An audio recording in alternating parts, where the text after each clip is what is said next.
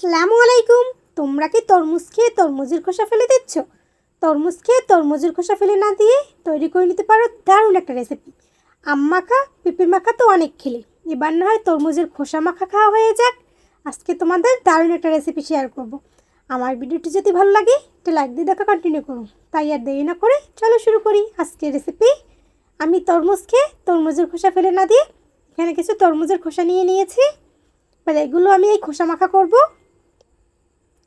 আমি এই তরমুজের উপরে যে সবুজ অংশটা থাকে, এই উপরে সবুজ অংশটা ফেলে নেব। আমি একটা পিলারের সাহায্যে উপরে যে সবুজ অংশটা থাকে সেটা পিলারের সাহায্যে ফেলে নিচ্ছি। একটু সাবধানে ফেলে নেবে, এই উপরের অংশটা অনেক সময় শক্ত থাকে অনেক, তোমরা এটাকে সাবধানে ফেলে নেবে। আমি পিলারের সাহায্যে করে নিচ্ছি, তোমরা চাইলে ছুরি অথবা বটির সাহায্যে করে নিতে পারো।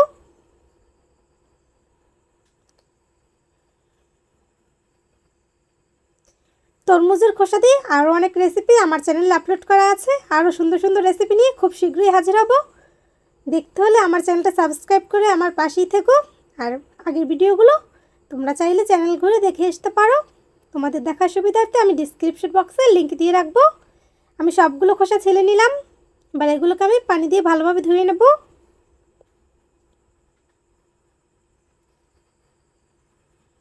এবার ভিতরে যে লাল অংশটা রয়েছে তরমুজের, সেটা আমি চামচের সাহায্যে ফেলে দেব। তরমুজের এই অংশগুলো থাকলে ভালো লাগবে না, তার জন্য আমি লাল অংশটা ফেলে দিচ্ছি। আমার শুধু তরমুজের খোসাটাই লাগবে। এভাবে আমি সবগুলো করে নেব। আমি সবগুলো করে নিয়েছি। এখন ভালোভাবে পানি দিয়ে ধুয়ে পানি ছেঁকে নেব। আমি ভালোভাবে চেপে চেপে পানিটা বের করে নিচ্ছি।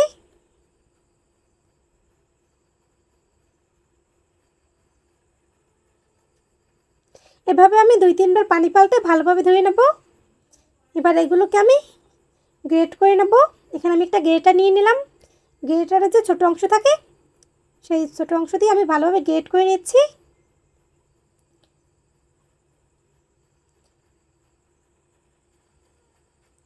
আমি অফ ক্যামেরায় সবগুলো গ্রেট করে নিয়েছি। এবার আমি তরমুজের খোসা দিয়ে অনেকটা পানি বের হয়েছে, চেপে চেপে পানিটা ফেলে নেব। আমি চেপে চেপে তরমুজের খোসার পানিটা ফেলে দিচ্ছি।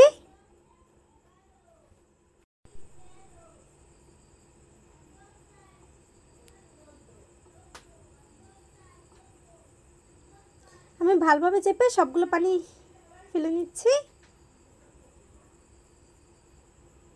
আমার সবগুলো ফেলে নেওয়া হয়ে গেছে। এবার এটাকে মাখা করে নেওয়ার পালা।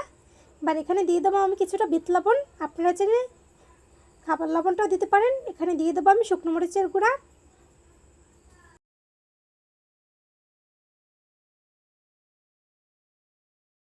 আমি এখানে দিয়ে দেবো তেঁতুল। এবার দিয়ে দেবো আমি সরিষার তেল।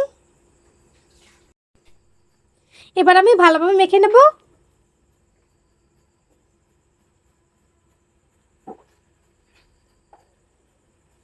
আমি খুব ভালোভাবে মেখে নিচ্ছি। আমার ভালোভাবে মেখে নেওয়া হয়ে গেছে। দেখুন দেখতে কতটা সুন্দর লাগছে। এভাবে আপনারাও তরমুজের খোসা মাখা করে খেতে পারেন। দেখতে যেমন সুন্দর, খেতেও বেশ দারুণ। আমার ভিডিওটি ভালো লাগলে লাইক কমেন্ট শেয়ার করতে ভুলবেন না। এতক্ষণ আমার সঙ্গে থাকার জন্য অসংখ্য ধন্যবাদ।